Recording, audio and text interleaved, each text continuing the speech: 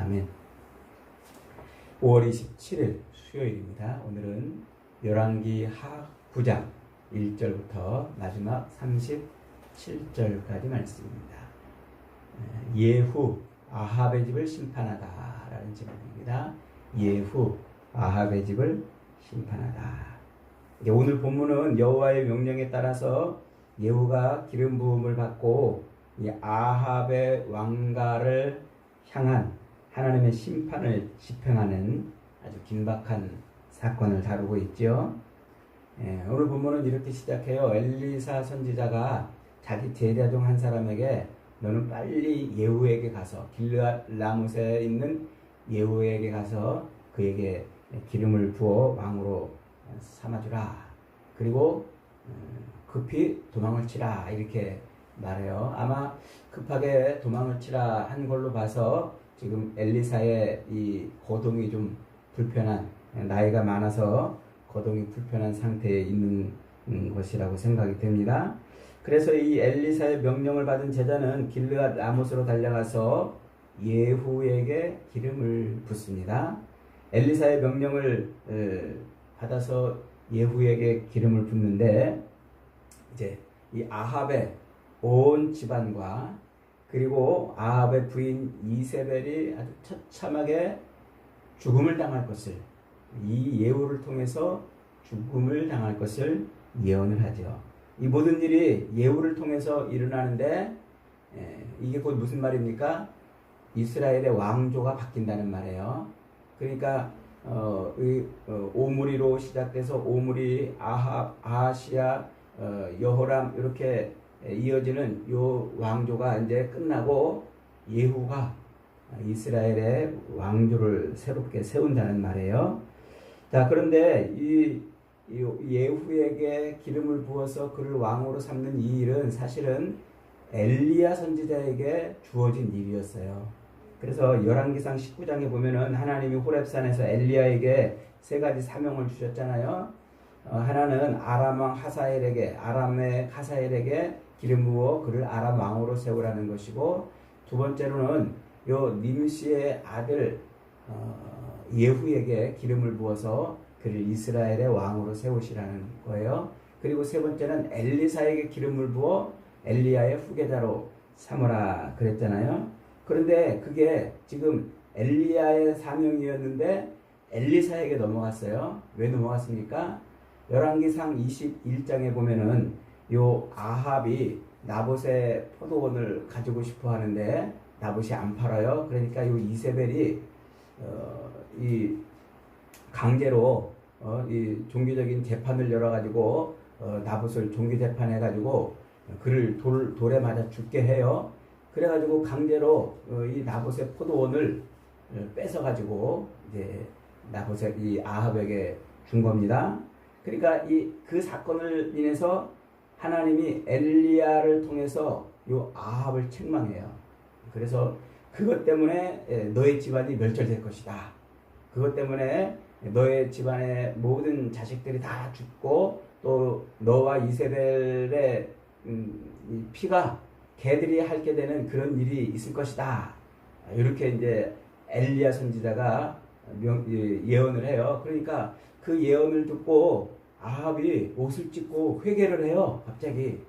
그러니까 하나님께서 그 아합의 회개를 들으셨는지 엘리야에게 너는 저의 겸비함을 보느냐 이러면서 뭐라고 말씀하세요? 열왕기상 21장 28절에 아합이 내 앞에서 겸비함을 네가 보느냐? 그가 내 앞에서 겸비함으로 내가 재앙을 아합의 시대에는 내리지 않고 그의 아들의 시대에 그의 집에 내리리라 이렇게 예언을 해요.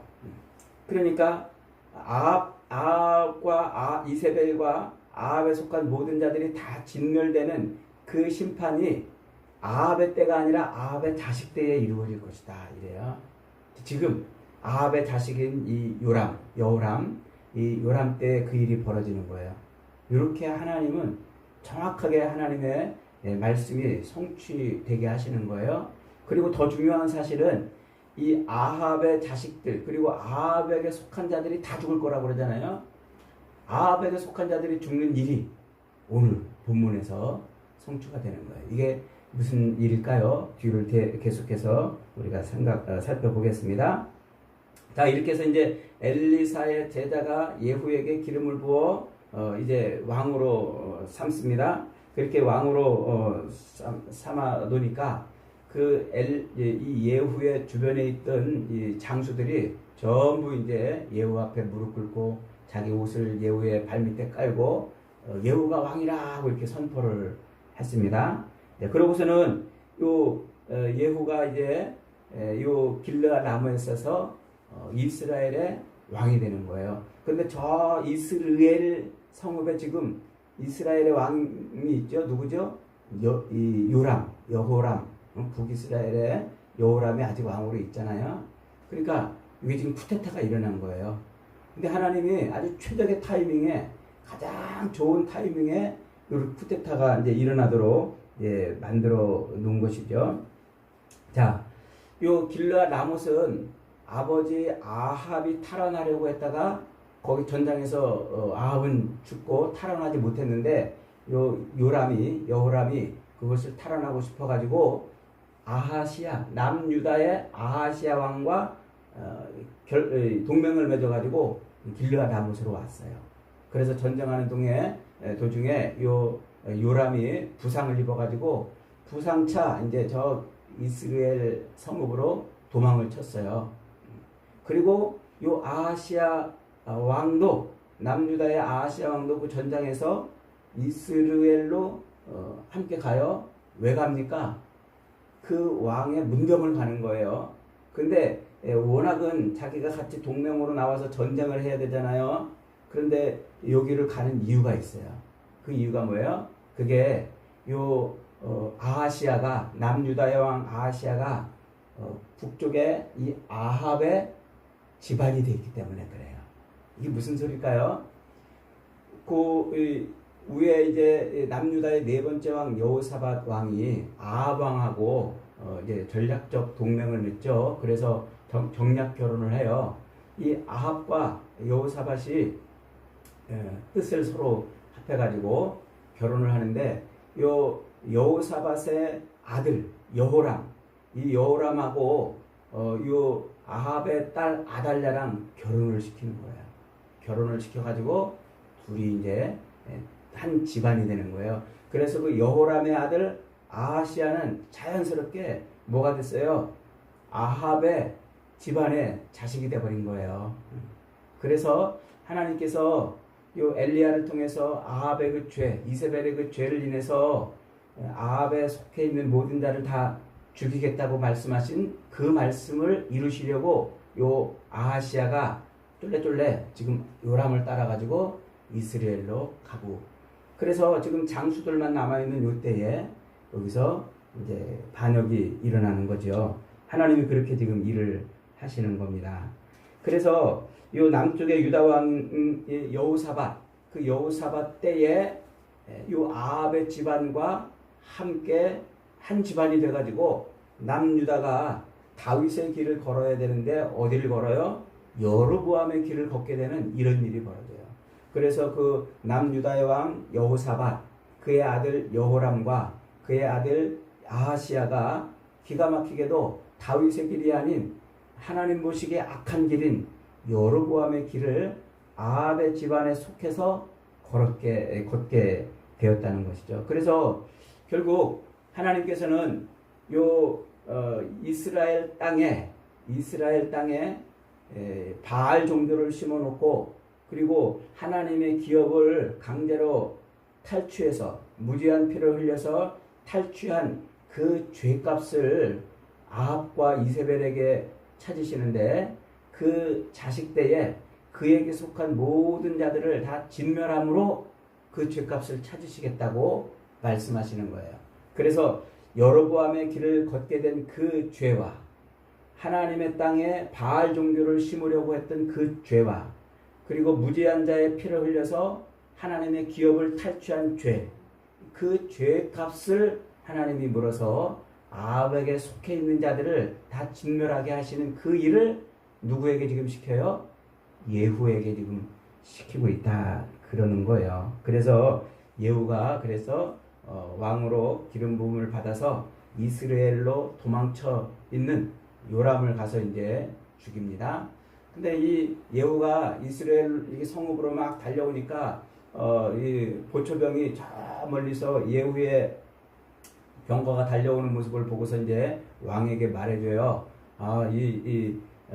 예후가 오는 것 같다. 그러니까 요람이 얼른 가가지고 예후를 맞이하러 나갑니다.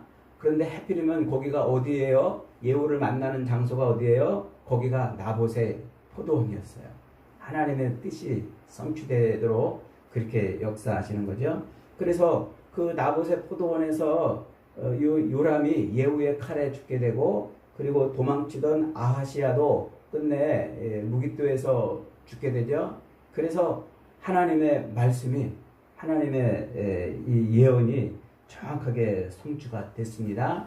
그 다음에 또 한 여인이 이제 최후를 맞죠. 이 여인은 남보러울 것이 없이 인생을 살았던 그런 여자였어요. 이 시돈왕 엘바알의 딸이었는데 아합과 정략 결혼을 통해서 요 이스라엘로 시집을 온 여자예요. 그녀는 그렇게 시집 올 때 자기 몸만 덜렁온 게 아니라 자기 나라의 종교를 가지고 왔어요. 그래서 바알 신상을 세워놓고 이 바알의 선지자들을 대거 끌고 와가지고 거기다 바알 신앙을 세우려고 작정을 했죠. 그리고서는 하나님의 선지자들, 하나님의 종들을 씨를 말리는 그런 일을 벌였습니다. 그래서 하나님의 선지자들을 잡아 죽이고 핍박하고 하나님의 종들을 죽이는 그런 피를 흘린 그 피를 하나님이 찾으시는 거예요. 그래서 결국은 하나님의 땅에 하나님의 땅인 이스라엘에 바알의 종교를 세우고 무죄한 자의 피를 흘려서 하나님의 기업을 탈취한 그 죄값을 그에게 물으시는 거예요. 그래서 예후가 이제 이세벨에게 오니까 이세벨이 또 눈화장을 하고서 머리를 단장하고 그러고 이제 아합을 예후를 맞아요. 아마 자존심이 굉장히 셌던 여자 같아요. 그러면서 이제 이 예후에게 이렇게 물어봐요.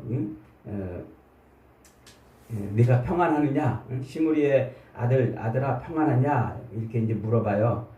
이 평안이라는 말이 뭐라고 그랬어요? 샬롬이라고 그랬죠. 샬롬. 예후야 평안하냐? 이렇게 물어요. 그랬더니 예후가 대답도 않고 그녀를 바로 창문에서 떨어뜨리도록 그렇게 하죠. 그런데 앞에 22절에 이미 요람 왕이 예후에게 평안을 물었을 때 이렇게 대답했어요. 22절에 보니까 내 어머니 이세벨의 음행과 술수가 이렇게 많으니 어찌 평안이 있으리요. 여기서 음행이라는 것은 단순히 남자 여자 간의 어떤 성적인 그런 타락을 의미하는 게 아니라 우상 숭배, 하나님이 아닌 우상을 섬기는 그런 행위를 말하는 것이에요. 그러니까 하나님께서는 곧 이스라엘과 언약 관계를 맺어서, 그래서 하나님과 이스라엘 간은 무슨 관계? 혼인을 맺은 관계처럼 이렇게 설명을 하고 있는 거예요. 그래서 우상 숭배를 뭐라고 한다고요? 영적인 간음이다. 이렇게 이제 표현을 하는 겁니다. 자, 술수라는 말은 마술, 주술, 금지된, 이 율법에 의하면 금지된 그런 행위들이잖아요. 그러니까 이세벨이 그렇게 하나님의 백성들로 하여금 우상을 섬기는 일을 하게 했고 율법에서 금지하는 그런 행위들을 하게 한 죄가 있다는 거예요. 그런 죄에 대해서 그 죄가 있는데 어떻게 샬롬이냔 말이에요. 그런 죄를 품고 있는데 어떻게 샬롬이냐. 그래서 예후는 이세벨을 향해서 소리를 칩니다. 내 편이 될 자 누구냐. 그 소리를 듣자마자 이세벨의 곁에 있던 내시들이 이세벨을 창문 아래로 내려서 던져서 떨어뜨려 죽게 합니다.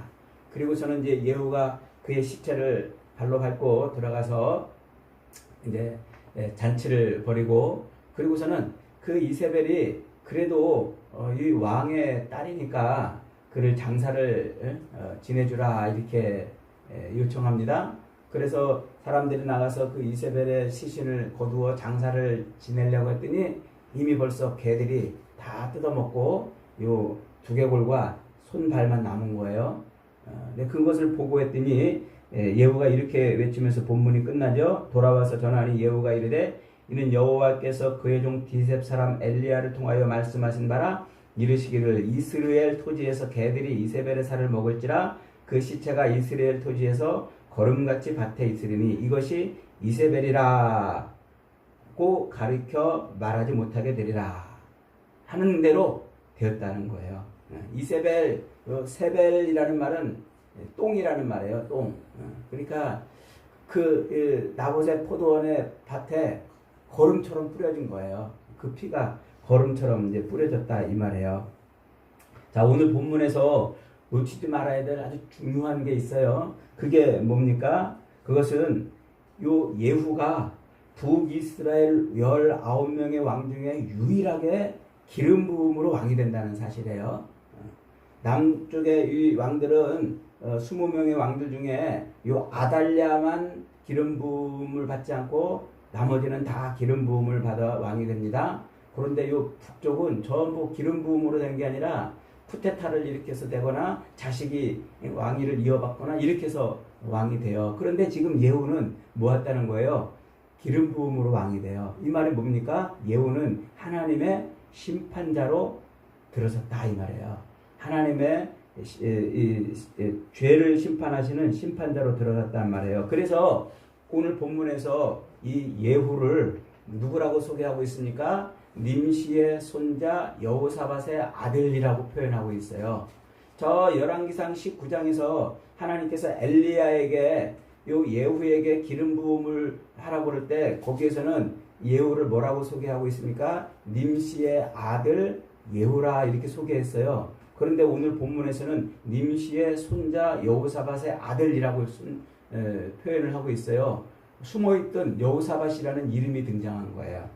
요 벤이라는 말은 누구누구의 아들이라는 말인데 꼭 아들만 의미하는 것이 아니라 자손을 의미합니다. 그러니까 요 열왕기상 19장에서는 님시의 아들 예후라고 표현할 때 여호사밧의 이름을 숨겨놨는데 이것은 아마도 그때는 이 여호사밧이 유다의 왕이었잖아요. 그러니까 이름이 헷갈릴까봐 하나님께서 그 여호사밧의 이름을 숨겨놓은 것으로 생각이 돼요. 근데 여기서는 그 이름을 딱 등장시켰어요. 누구? 여호사밧.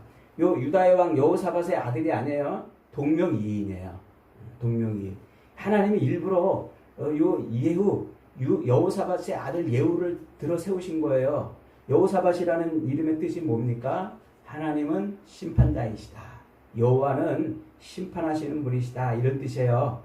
그러니까 요 남쪽의 여호사밧은 하나님께서 은혜를 주셔서 솔로몬 왕의 버금가는 부귀 영화를 누리는 왕이 되었거든요. 그런데 그가 저 아합과 서로 이렇게 교류를 하면서 정략 결혼을 해가지고 자기 자식을 요 아합의 아들인 이 딸과 이렇게 결혼을 시켜요. 그래서 자기 자식을 아합의 집안에 속하는 자가 되게 하고 자기 자식들로 여로보암의 길을 걷게 하는 어처구니 없는 일을 하는 거예요. 그 여호사밧, 그 이름을 하나님께서 지금 들어가지고 똑같은 이름의 자식으로 그 죄악을 지금 심판하시고 있는 거죠. 그러니까 지금 이 같은 이름을 통해서 하나님의 심판이 얼마나 특별하고 얼마나 정확한지를 지금 설명을 하고 있는 것입니다. 인간의 그 혈통적 결탁과 정탁을 통해서 하나님을 떠난 엉뚱한 길에 들어선 그 여호사밧의 죄를 지금 여호사밧의 아들이 지금 묻고 있는 거예요. 이런 언어 유희를 통해서 하나님의 심판이 얼마나 정확하고 얼마나 분명한지를 지금 말씀하고 있는 거죠. 그러니까 유다는 다윗의 길을 걸어야 될 백성들이에요. 이 아합의 집안에 속해가지고 여로보암의 길을 걷는 자들이 아니라는 것이죠. 그래서 하나님은 어떻게든지 요 다윗에 속해 있는 다윗의 자손들을 이 아합의 집안에서 끌어내고 멸절시키는 그런 일을 하시는 거예요. 왜냐하면 요 아합의 집안에 속한 자가 요 다윗의 집안에 속해 있는 자식을 멸절하는 일이 벌어지기 때문에 그래요. 그래서 절대로 신앙생활할 때 우상과 서로 이렇게 겸하여 신앙생활을 할 수가 없어요. 왜냐하면 우리가 신앙생활할 때 하나님도 우리에게 복을 주시고 우상도 우리에게 복을 주는 그런 일은 절대로 벌어지지 않아요.